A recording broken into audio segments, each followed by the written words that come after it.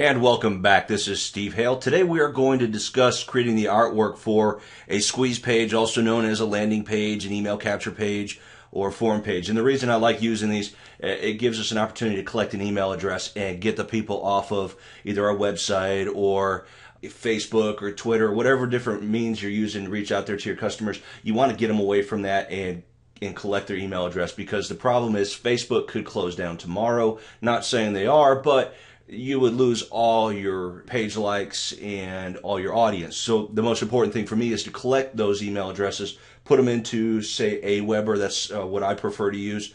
And for the purpose of my demonstrations here, I'll use Aweber. But anyway, like I said, what I like to put those folks into a email database, so that way I can reach out to them when I have a property that's available.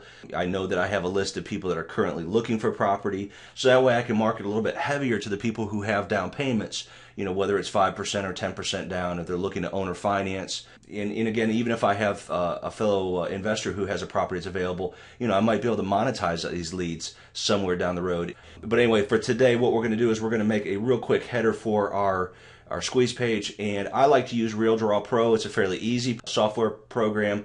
I think it's $65, I think is what I paid for it a couple years ago. It's probably about the same price. You can click, you can go to Google and just Google search RealDraw Pro. Again, just download it. There might be some things that it takes some time to learn, but for the most part, it is an easy program to use for just a lot of the basic stuff that you're going to use it for.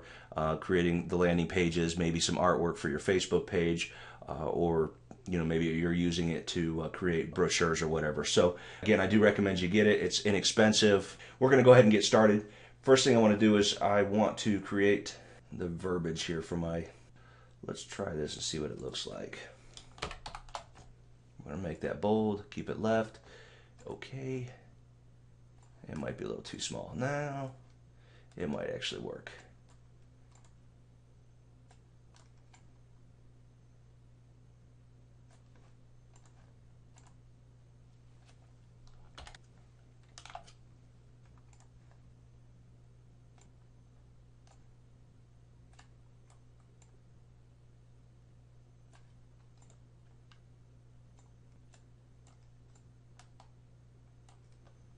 Now I'm just going to pull some artwork off that I used on a sharing site.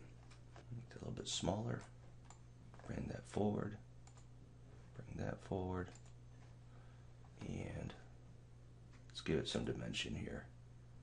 Too much dimension. Perfect. Too much. All right. That is all there is to it. That's all I'm going to do on this particular one. So let me go ahead and save this. We're going to save that as a PNG file. All right.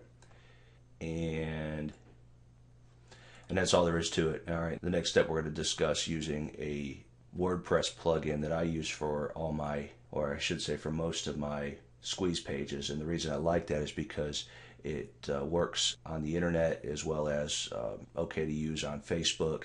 And you can use it when you're pulling up the squeeze pages from a cell phone, where there's a lot of products out there right now that you can't. If you have a customer who's going to your website or your fan page from their cell phone, the squeeze page isn't going to show up. So since the majority of people actually access Facebook from their mobile device, I want to make sure that it's optimized to be able to be seen from a mobile device. But again, we'll talk about the WordPress plugin here on the next video. I appreciate it, guys. Thank you, and have a wonderful day.